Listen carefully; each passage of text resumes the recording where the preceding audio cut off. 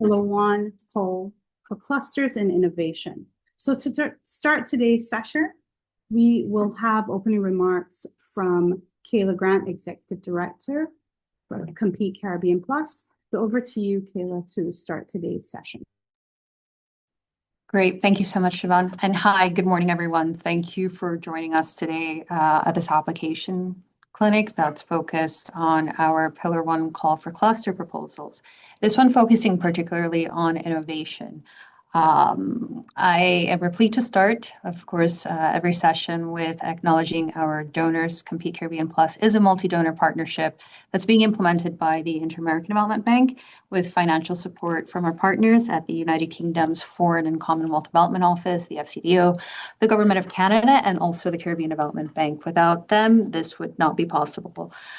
Since 2010, our program has been operating around 13 countries, and we've always implemented this cluster methodology. So we're really glad to have you here with us today to learn a little bit more about how this particular instrument will be rolled out, the type of projects that we're looking for examples, but particularly looking at the application process for this session.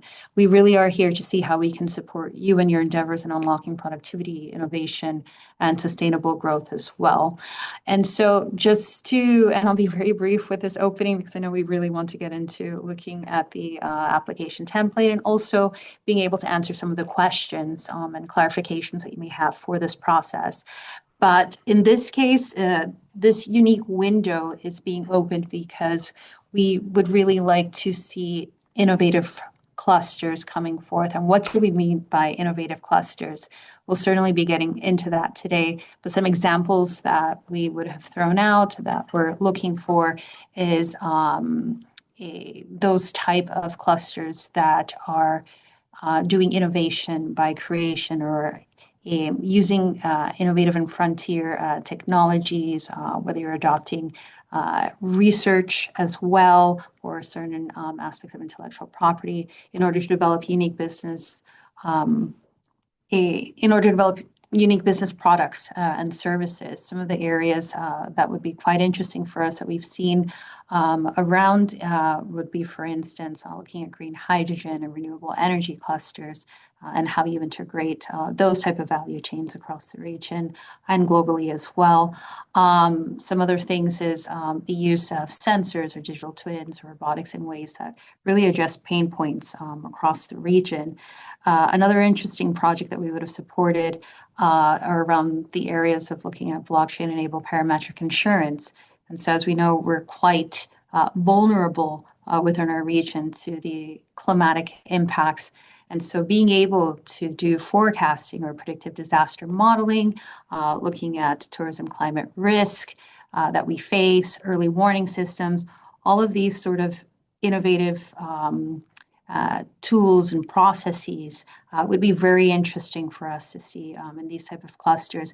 We're trying not to be too explicit with the examples that we're sharing. We share them to give an indication what we're looking for, but we're really doing this to open it up outside of the traditional type of clusters that we typically have financed in the past. And so we very much welcome your creativity, your innovation, and what you're sharing with us through these proposals. We are here to support you.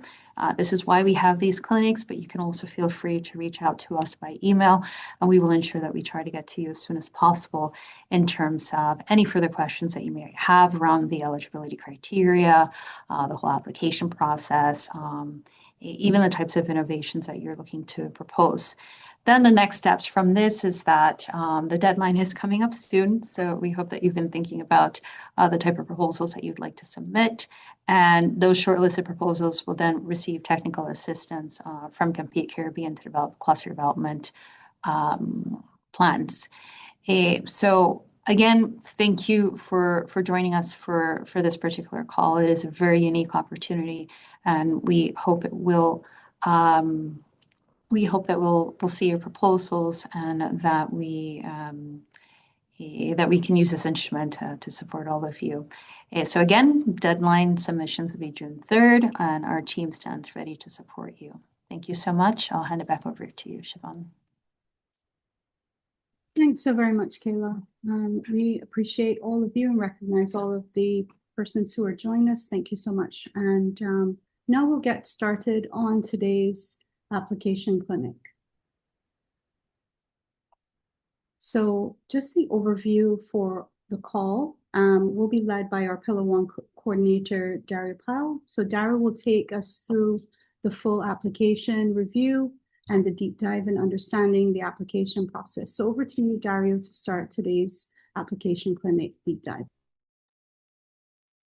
Thank you, Siobhan. Good morning, everyone. Thanks again for joining us.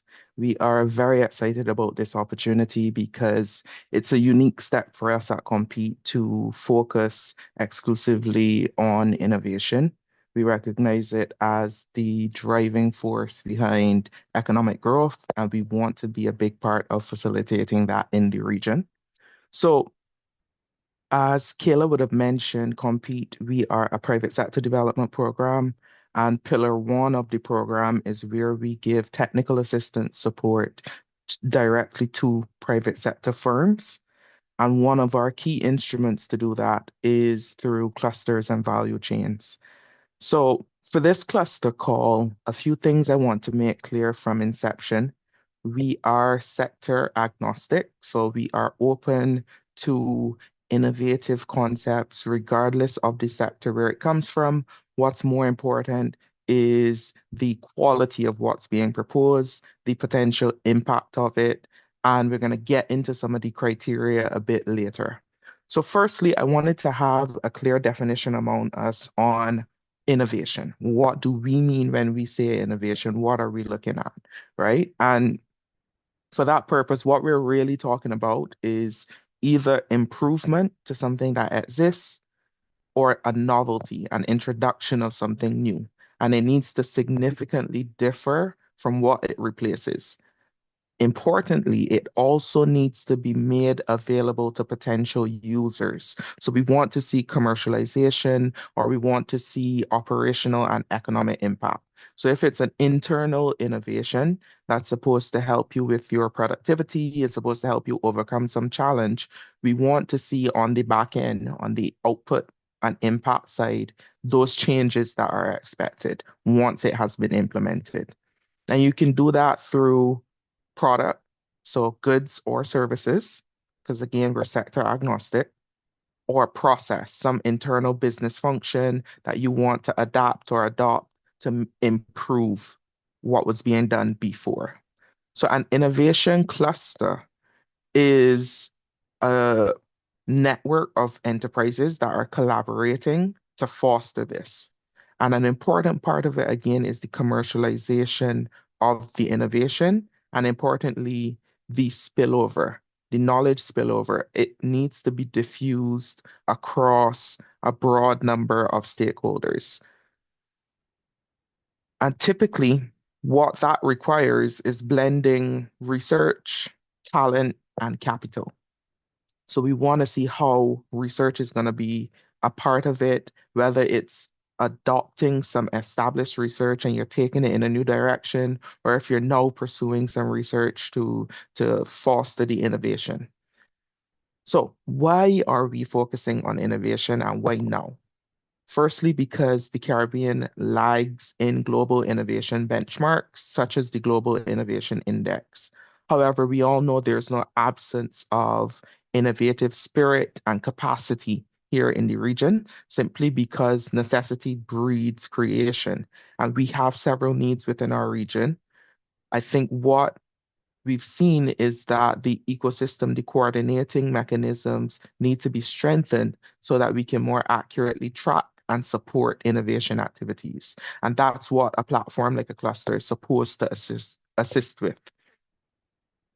Secondly, we've seen the evidence demonstrate how innovative firms can achieve stronger performance in areas like productivity, sales, and other key metrics when compared to non-innovative firms. And thirdly, we want to drive diversification beyond the traditional sectors to build more resilience and also nurture the growth potential that we've seen across the region.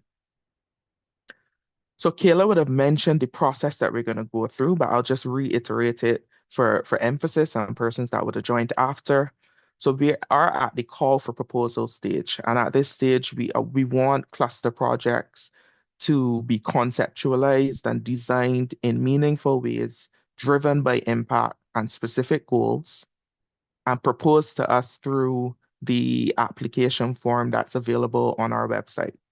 And later, Zara is going to talk a bit about how you go through the actual application form. So we want you to think meaningfully about what problem you're trying to solve or what opportunity you're going to pursue, which cannot feasibly be done at the individual firm level and instead requires a group or cluster effort. Based on the proposals received, we're going to do a shortlisting and we're going to show you the evaluation criteria that the shortlisting will be done based on. The criteria remains the same throughout this entire process. So at the stage of shortlisting and also later when we need to make recommendations for funding. So after the shortlisting, you will receive technical assistance to expand your proposal into a full cluster development plan. And a cluster development plan is essentially an expanded project document that includes the full scope of what you want to do and how you're going to do it. You will receive technical assistance to do this, and importantly, that includes actually writing the plan. It will be the responsibility of the consultant to produce the plan, but the cluster has to closely engage throughout that process, provide all the information, participate in the sessions. It's a 3-month commitment of time and energy and resources that we know are very precious to a firm. So it's very important that you select the right partners to be cluster members and go through this process with you. Following the preparation of the cluster development plan, there will then be an independent assessment mechanism called an investment panel, where a selection of relevant experts are going to evaluate each project. And this evaluation will again be based on the same criteria we are providing now. And they would then make recommendations to Compete Caribbean on which clusters should receive funds for implementation of the project. Now, at the shortlisting stage, just to let you know, we're hoping to get at least 4 or 5 strong projects coming out of this call. So that's the target we've set. So we're hoping to see very good proposals coming out. It is a competitive process, so please make sure you put your best effort forward, well thought out proposals and projects that will have significant impact on your national and regional markets. So why are we issuing this call? Clusters are a really good platform for delivering collective goods and public goods. So again, it's about solving problems that are so great that an individual firm cannot solve on its own, and it's more effective, it's more efficient to do it collaboratively. It can also equally be about pursuing opportunities. So it does not have to be just a problem. You can have an opportunity that is such a significant scale that you need to collaborate to effectively pursue it. And clustering is a platform where you can allow firms to access and diffuse technologies, capabilities in a way that no one firm would want to bear the individual cost of when it will benefit all firms in the group, right? So think of it in that way. If you need some form of innovation, but once you make that investment, it will be accessible to many persons. So you may lose some individual competitiveness. This is a good way to do that because you can get the support required to acquire those capabilities and share them among the members without the personal costs to your firm. It can also help with supporting economies of scale and scope. So overcoming the challenges of existing within our region, small size, small markets, high fixed costs, clustering is a good mechanism to address some of those challenges. And then finally, environmental sustainability and green innovation and growth. So we want to unlock potential for growth, but we also want to see consideration of climate action and how you can green the operations proposed within the project. So what would make a compelling proposal? You can boil it down to three simple components. First, there needs to be a desirable solution. So is there clear demand among a user for what is being proposed? And I'll break down for you there.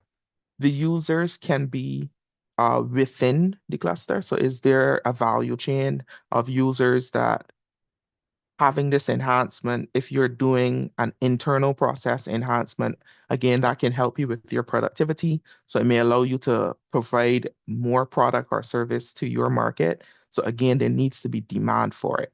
Does the market have the ability to absorb this excess demand, this excess supply you're going to create? There needs to be a feasible solution. So meaning the cluster actually needs to have the capabilities to deliver what is being proposed.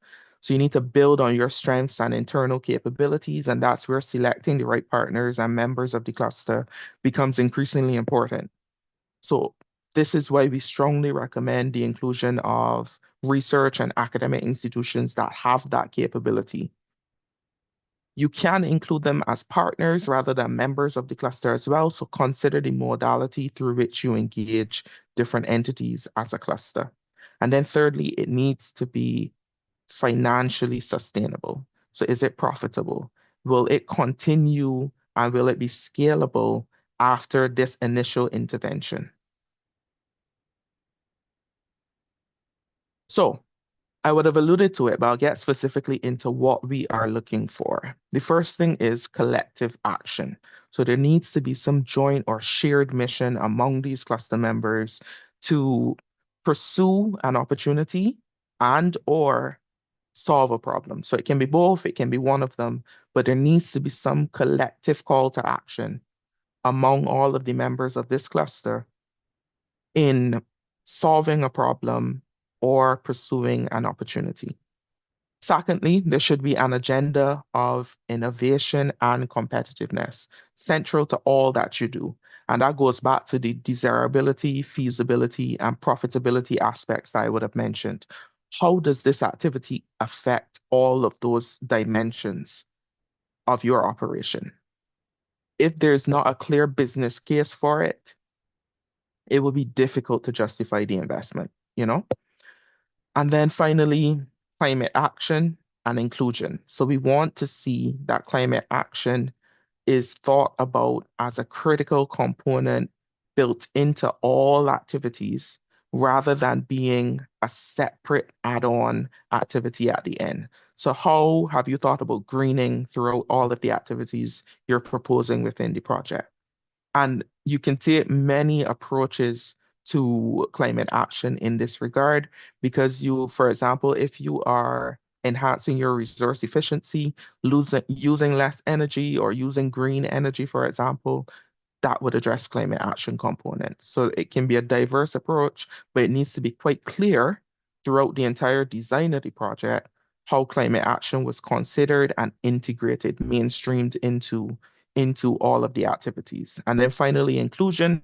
We would want to see meaningful participation of underrepresented groups, and that can be across gender or other diverse backgrounds like rural communities or a number of other gender and inclusion aspects.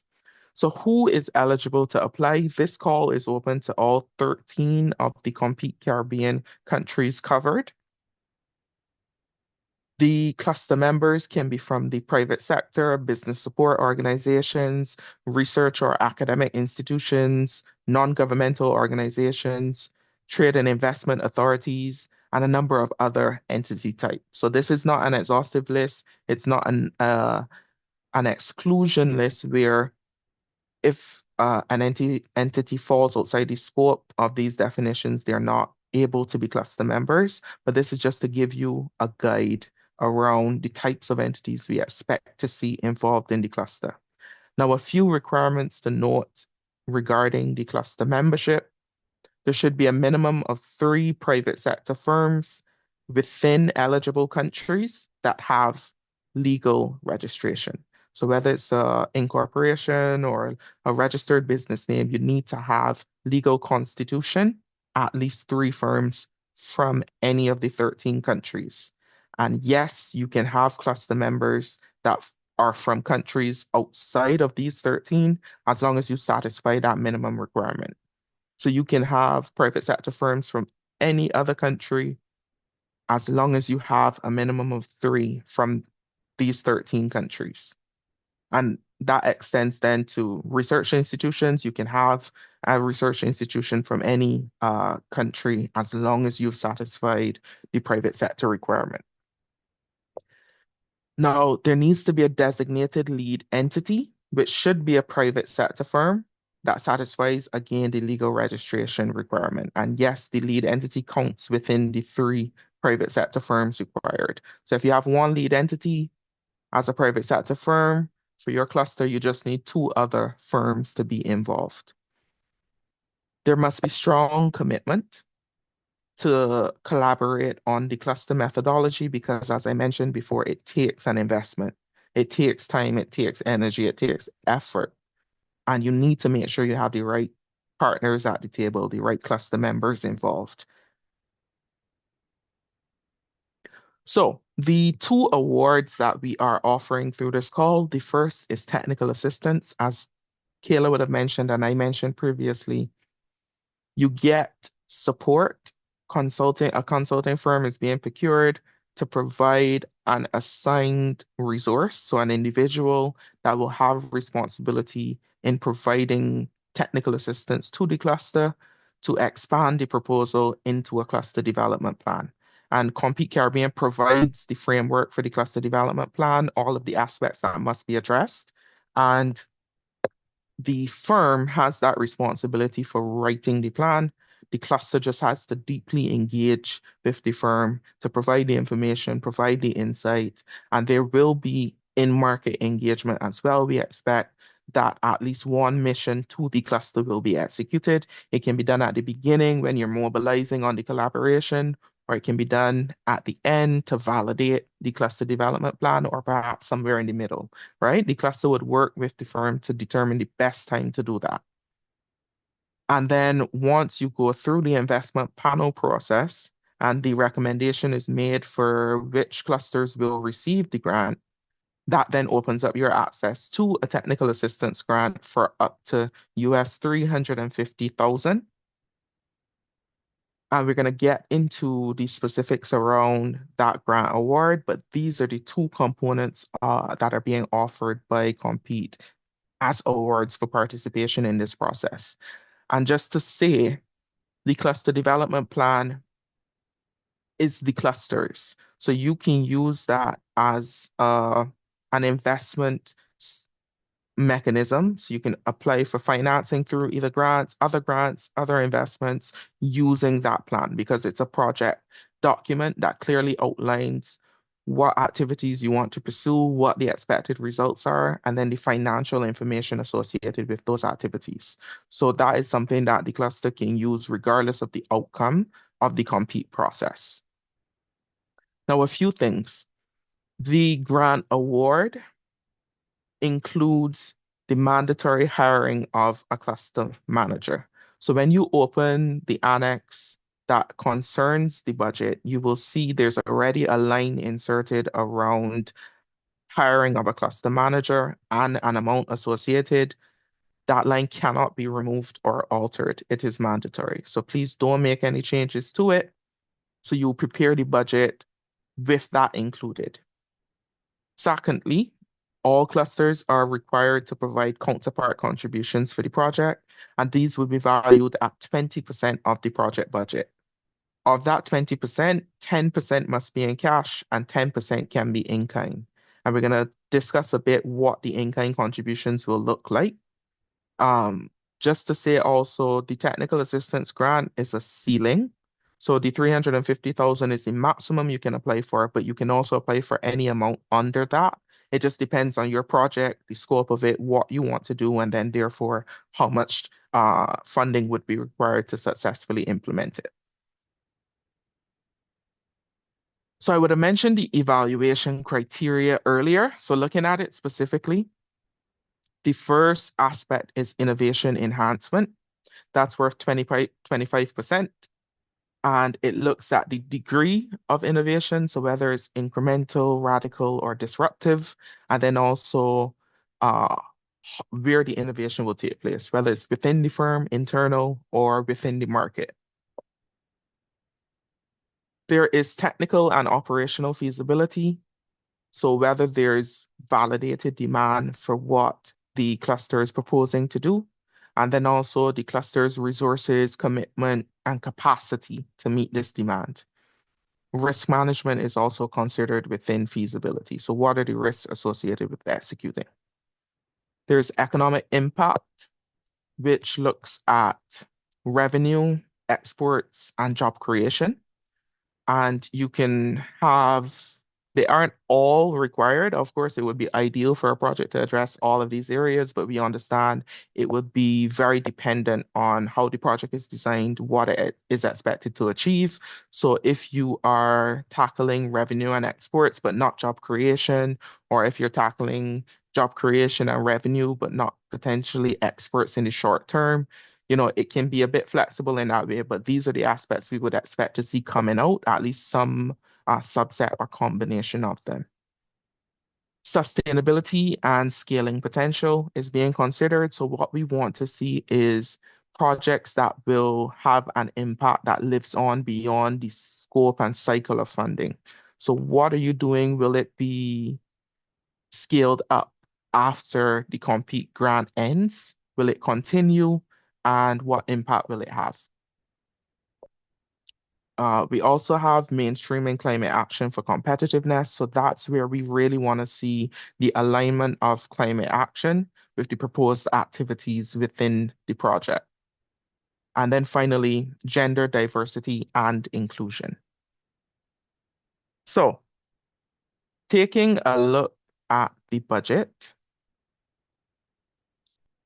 we would have the maximum grant available, and then it would work out for the 20% contribution required from the cluster, 10% in kind and 10% in cash. Now, on the counterpart contributions in kind, these should demonstrate additionality. And what that means is activities that would not have taken place without the compete grant and without the project that you're executing. So these can include things like equipment and facilities that are provided for cluster activities. Say you're doing a training and someone in the cluster offers their conference room at their business, then there's an economic value of that, and we can count it towards the in-kind contributions. You can also count operational costs directly tied to project implementation and staff time allocated to support the project. And again, this is not an exhaustive list. So there's a wider scope of what can be counted in the in-kind contributions, but we just want to give you a general idea of how that would work and how we would count it. In terms of the eligible expenses, the first thing I want to make clear is this is a technical assistance grant. So Compete does not fund operating or management costs, and we also cannot fund the purchase of capital goods. So major equipment, those types of activities, we cannot fund with the grant. What I would recommend you do, because we recognize that those components may still be required to successfully implement the project, what you can do is put procurements of capital goods and those types of things under the in-cash cluster contribution. Now, eligible expenses that can be funded with the grant would be things like research. So you can have feasibility, baseline studies, market research, other types of areas associated with research. You can have technical assistance in areas like process and product development. So say you need an expert to come in and support the product development process. If you need quality and design improvements as well, the implementation or assessment of quality systems. You can have capacity building activities, so say they're training and educational components for the project. If you need an action plan developed or implemented, some certification scheme which you would be aware that's critically important for market access if you're exporting. And the procurement of digital and technological solutions as well. So the timeline, as Kayla would have enforced, our deadline is June 3rd. So please make sure you have your project proposals in by or before June 3rd. We're going to have another session on May 27th to give some insight from a practical standpoint. We're hoping to have an interview with some persons that would have experience in implementing innovative cluster projects. So I'm going to pause now for some questions. I see the chat is quite busy, so I'm going to open the chat and start to respond. Please, if you have more questions, you can just drop them in the chat. Specifically NGOs. So NGOs, yes, can be included. No, they're not counted towards the private sector firms requirement, but they definitely can be included. Can it be a minimum of 3 private sector companies only? As long as the cluster can effectively demonstrate that the capabilities exist within the cluster members, yes, we strongly encourage the inclusion of other partners. So you can always have cluster members as the core persons that are along for the full extent of the journey of the clustering, but you can also have partners where you may bring in an academic institution to support on some smaller component of your activities. So yes, that would work. So equipment of 3 private sector firms is not really a requirement. I'm not clear on the question there, so if you could reframe. Does the lead entity need to be in the 13? Yes. It needs to be within the 13 countries.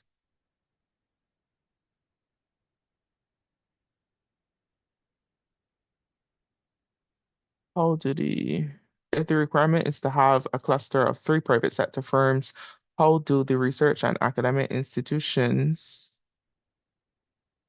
are eligible? Those might not be private sector. So those aren't counted towards the private sector minimum, but they can be cluster members because a cluster, and thank you, Zara, I just saw your response. A cluster is a group of different entities. So you have firms, private sector firms, but you also have other types of entities that play a critical role in the activities proposed by the cluster. So you can have, for example, an export development agency if the cluster is heavily focused on exporting, or you can have a research institute if continuous research is a critical part of the activities of the cluster. There's good flexibility around the types of entities that can be in the cluster. Is there a requirement for X years in operation? No, you just need to be legally constituted, so registered. And there are requirements around providing some historical data, but that allows us to evaluate that baseline allows us to evaluate the potential of the proposed activity. So it's not to say from a traditional commercial bank's perspective, they would need you to have been in operation for 5 years. No, it's not from that perspective. It's more so, is what is being proposed and the expected results feasible based on where the cluster is right now. So if you're saying you expect to see increase in exports up to 500,000, but you're only exporting 5,000 a year right now, is it feasible? So it's more so for feasibility assessment. How do you present 10% in cash? When is that required? Okay, so I see Zara provided a wonderful response.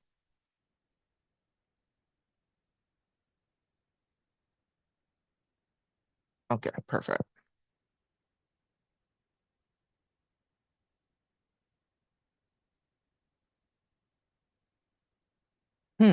Does the lead entity need to be incorporated at the time of application? Yes. So it does need to be a legally constituted firm. However, I'll remind you, legal constitution can also include just registering a business name, and then you can move towards incorporation. Okay, so Thank you guys for the engaging questions. That's really the purpose of these sessions because the information is not changing. The terms of the call aren't changing. So we really want to get your questions so that we can provide insight on how you pursue the clustering projects. So now I'm going to hand you over to Project Development Officer Zara Allen, who will take us through the application process and giving some insight on cluster projects for this call. Over to you, Zara. Thanks, Dario. Thanks, everyone. Thank you all for attending this information session. And I hope we're able to answer a lot of your questions today.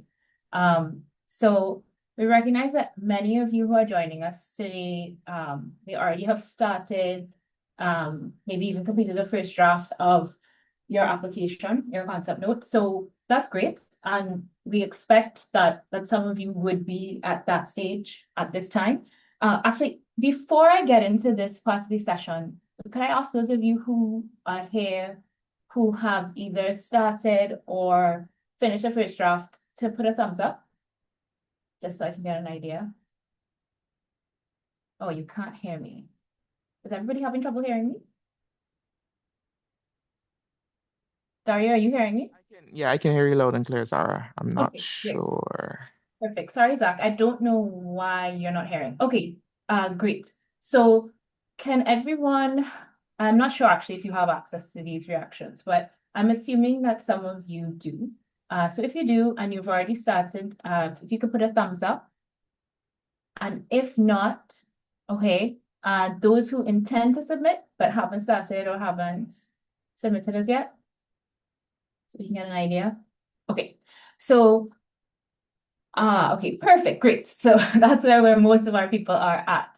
So you intend to submit, but you haven't started as yet. Great. So now I know where we are and who we're dealing with. So in previous sessions, we would have focused, actually, can I just ask one more question? Who's been to the previous sessions? Can I get a thumbs up from those who've been to the previous sessions already? Okay, great. So a few. Fantastic. So in previous sessions, we would have focused very deliberately on how to complete the application. So we would have actually walked through the application form, where things go, how the form is structured, what information is required. But today, I thought we'd take a slightly different take.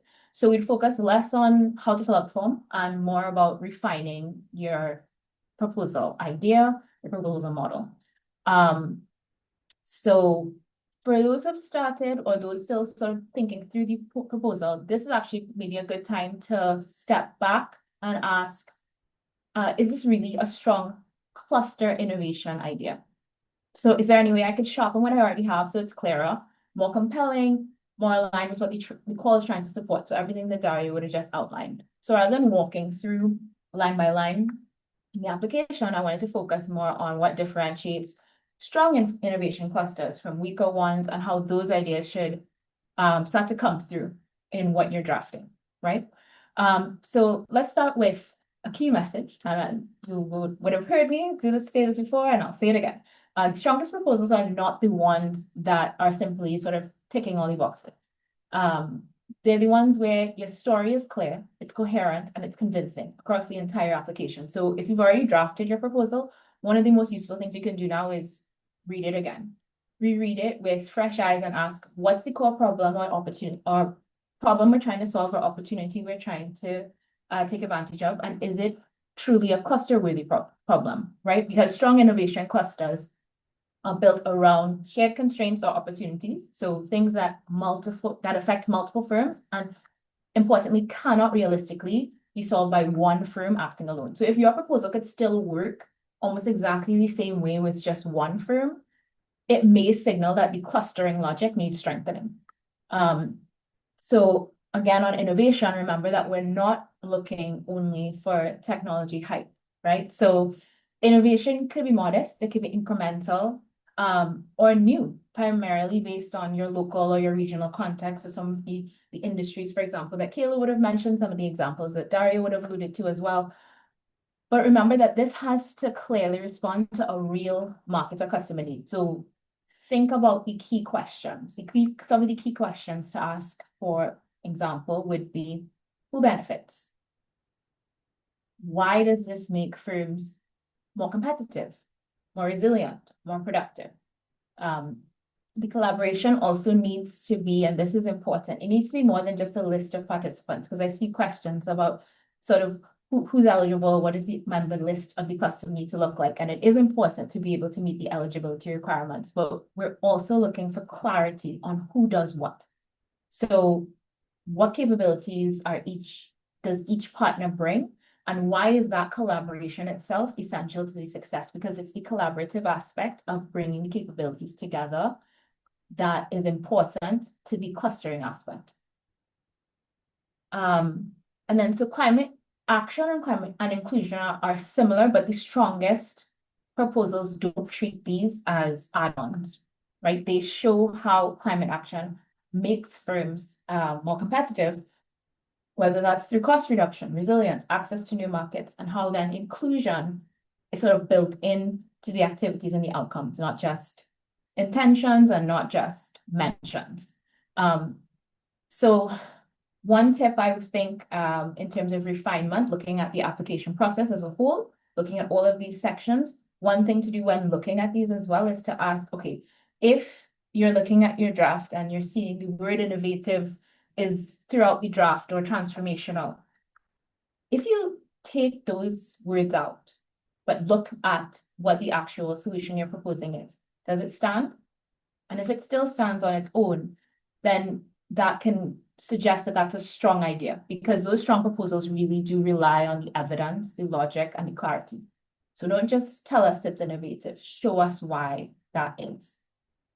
So moving on to the next slide, which is looking more at the overall application process, the mandatory annexes, which we would have referred to the annexes, for example, of the letter of commitment, which is where we would need any of the firms within the cluster who are providing either cash or in-kind contribution would need to submit that letter of commitment to show which aspect of the counterpart contribution is being given by that member.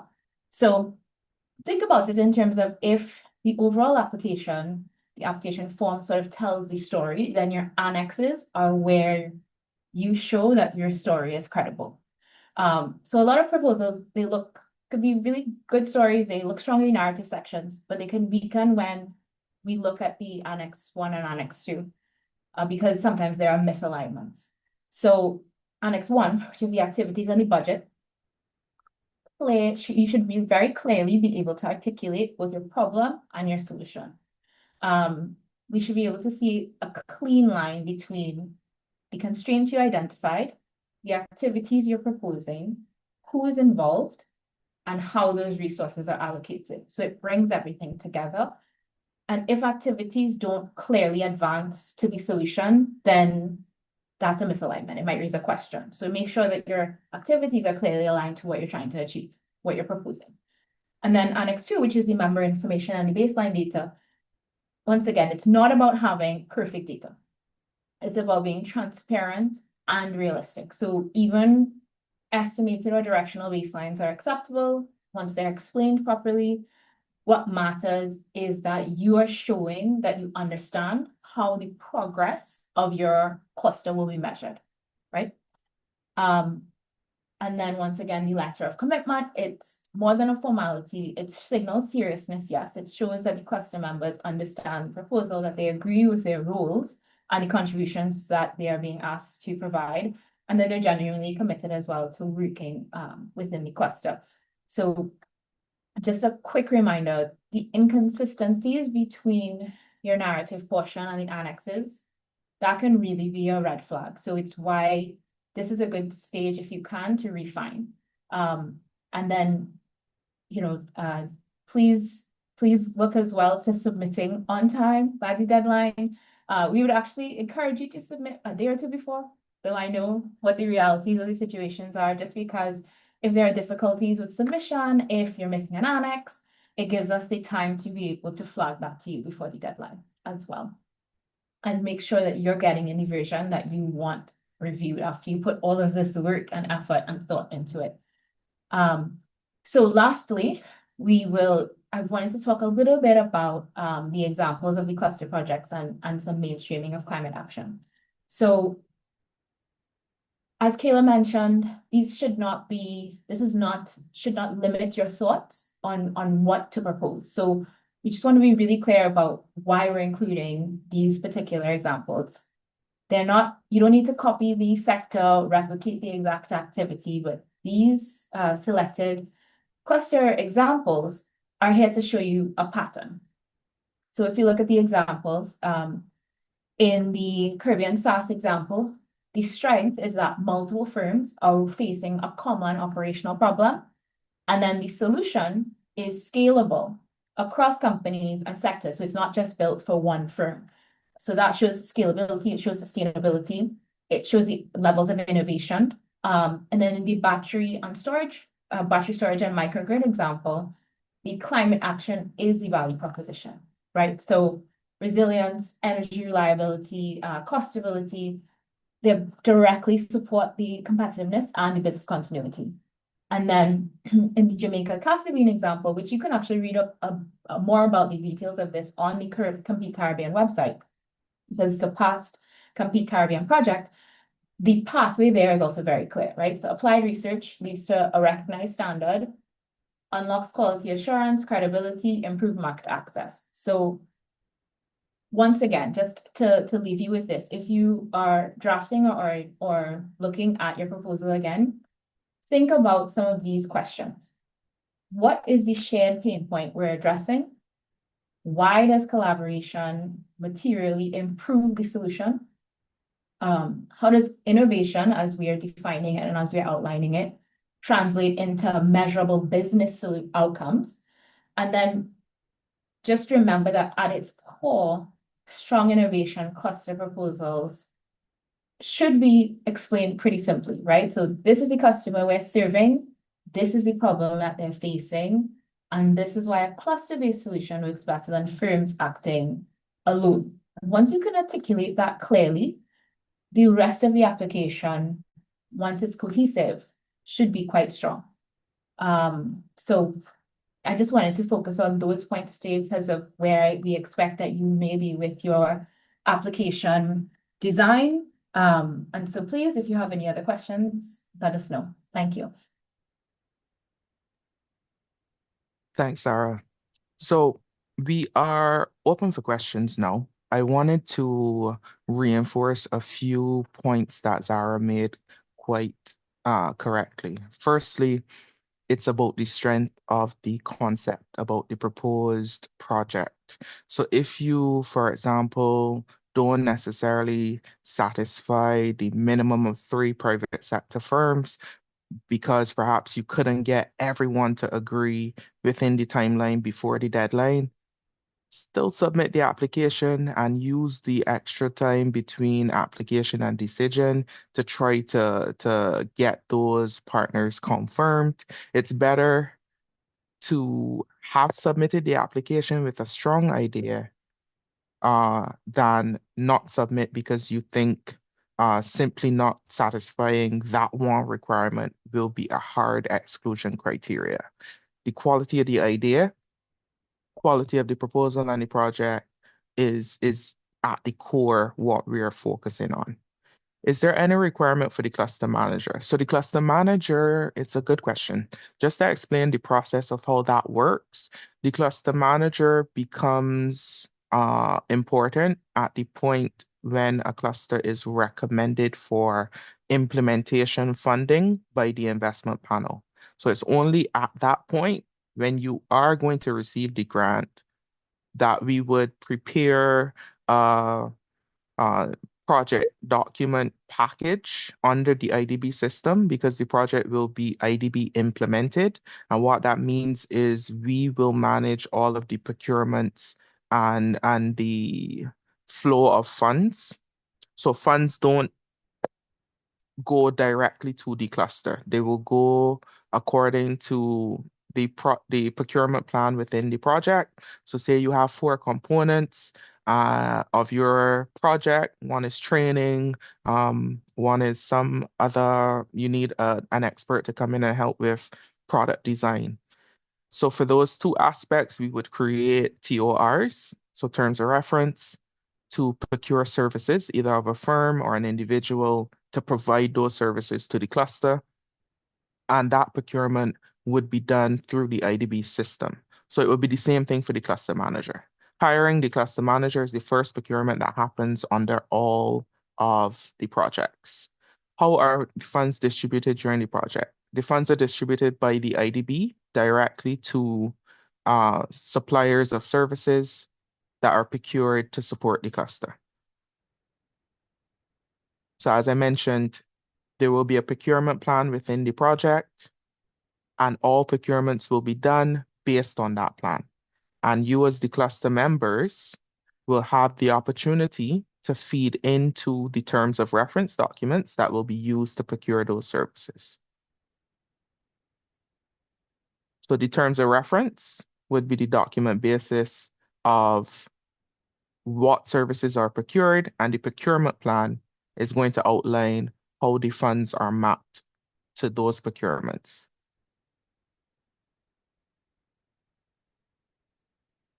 Can an applicant recommend the cluster manager? So you certainly can send the cluster manager the procurement posting on the IDB portal and have them apply for it. But it will be an open procurement through the IDB system.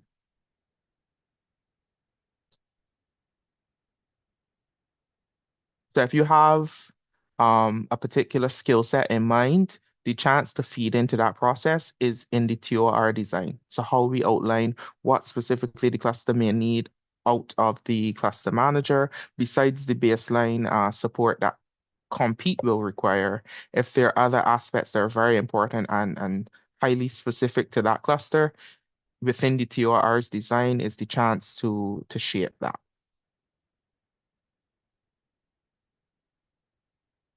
So if we need to cover an invoice for some services, is the invoice paid directly to the service provider?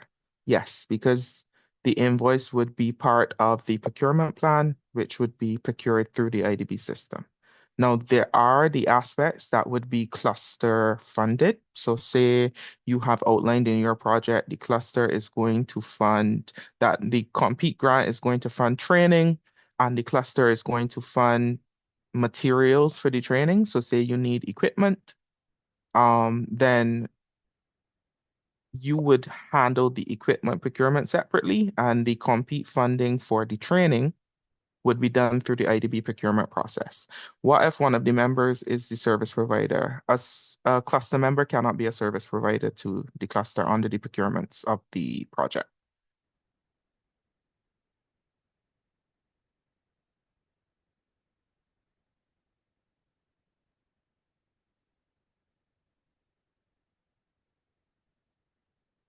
No problem.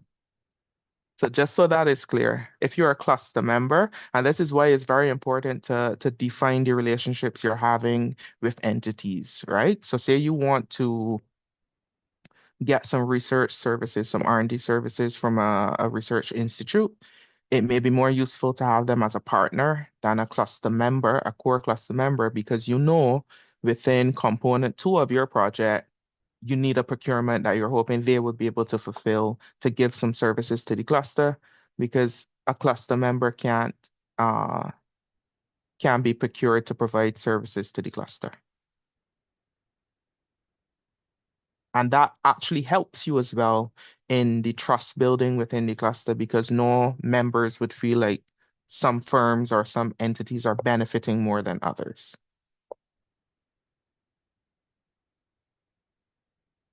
Are there any other questions?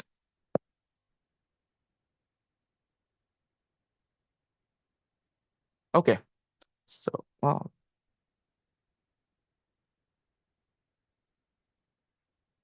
if the cluster members can't be providers, then what is their purpose? Their purpose is to collaborate on solving the problem. So if you are committed to overcoming a challenge with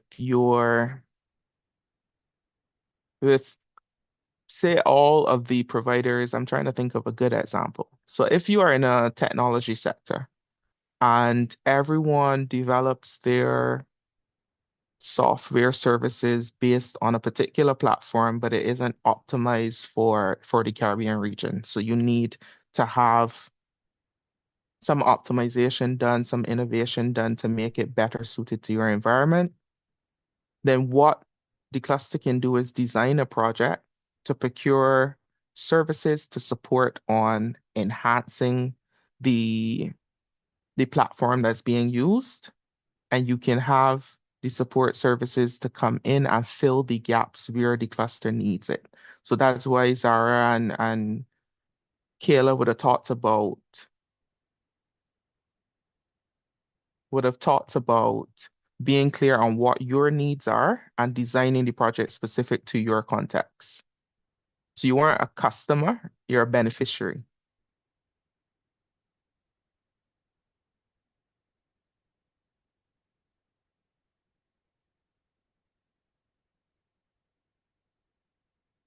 So to be clear, the 3 private sector cluster members may or may not be included in the allocation of awarded funds. No grant funds from the Compete Caribbean Technical Assistance Grant will be paid directly to a cluster member. The funds are for external technical assistance to support a specific project.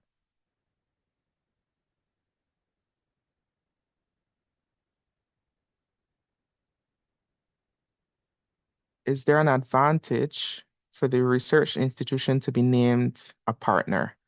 Would the procurement for the research institution be easier? No, the procurements are open regardless.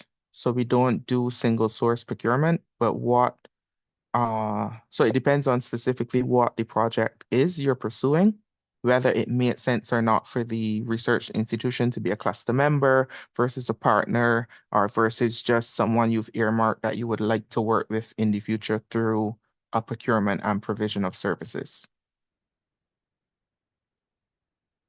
And then what is the relationship with the cluster lead? Is the cluster lead able to get funding for their admin or running the cluster? So that's a good question. That is where the cluster manager comes in to help augment and support on those aspects of the project.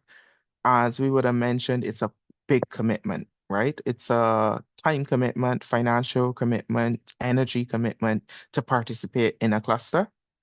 And the contributions that are made by all cluster members, so whether it is the commitment of admin support, all of those things can count towards your in-kind contributions.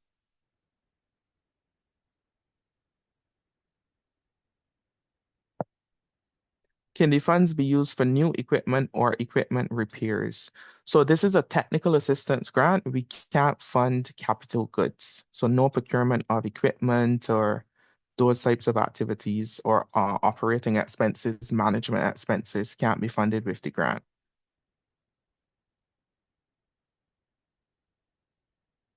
Curtis Padmore, confirming that funding can be utilized to facilitate market entry through a multi-channel advertising strategy, including ambient signage, social media promotion, traditional media, and Google Ads.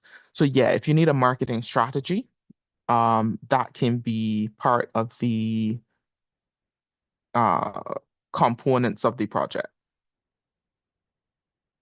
Can software development be funded? Yes, because those would be technical assistance services.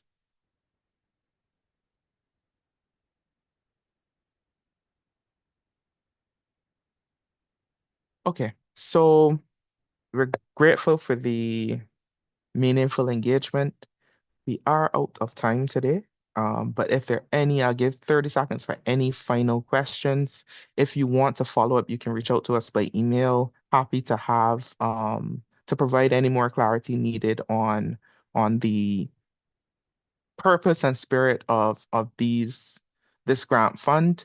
But just to close out on saying it's a technical assistance grant. If there are needs around procurement of specific capital goods, that's not the role of Compete, it's not the role of this grant, but it can be included in the scope of the project because we recognize those may be unlocking components that are necessary for the success of the project. So what we do is encourage you to include those components as part of your in-cash cluster contribution. Now, the clustering platform,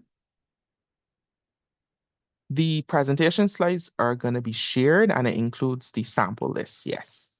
Let me go back just to show it again. So eligible expenses there on the right. This is not an exhaustive list, so don't panic if you don't see specifically what you would like outlined, but just note the exclusion of capital goods and operating management costs.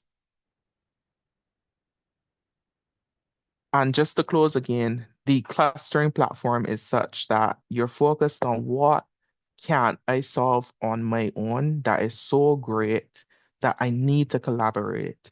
And in collaborating, I'm creating this collective good among all of the cluster members, this shared benefit that perhaps, an individual firm might not want to invest in because then everyone can benefit from it. This is the opportunity to do that. Creating collective good, shared benefits among all of the cluster members. So the email address that you receive updates from on the webinars and stuff, you can send it to, or you can contact me directly. I'm going to send my email address. I just dropped it in the chat, so you can send me an email as well. Okay, perfect. So thank you guys so much. We're going to have another session on May 27th. We'll be closer to the deadline. So we encourage you to join, ask any more questions you're having. You're going to get the opportunity to get some insight from persons that would have done clustering in the Caribbean before with an innovation focus. So please join us on the 27th. But in the meantime, ask any questions that you have about how best to structure your project. Again, I'll reinforce, it's better to submit the application even if you don't fully satisfy all of the requirements, particularly the 3 private sector firms requirement. Better to submit it while you find the right partners in the background, because we understand some of you may be quite new to clustering. And at the next stage, once shortlisted, you will receive the technical assistance needed to more effectively pursue a clustering project. But what's very important is that you have appropriately assessed your competitive environment to identify what is that problem or opportunity that clustering can best help you to resolve. And once you have a very clear answer on that, the investment of time, energy, resources required to effectively pursue clustering will become a clear and worthwhile investment. So if you're having a bit of trouble working through to see how it fits, spend the time to think about what is that shared opportunity, what is that shared problem that clustering can help me resolve. So thank you guys so much. I'll hand over to Siobhan to close out. Thank you so very much for your time today, everyone, and your questions. We really appreciate that. All of these tips will help to support and strengthen your concept note. We will share the recording as indicated, as well as today's presentation and all other presentations will be made available via the call page on the Compete Caribbean website. So thank you all for your interventions. We also wish you best of luck and just remind you that we do have an upcoming session. We'll send the link also for you to pre-register for that, and look forward to all of your applications before the stated deadline. So thank you all and enjoy the rest of your day, and look forward to seeing you at our next application deep dive.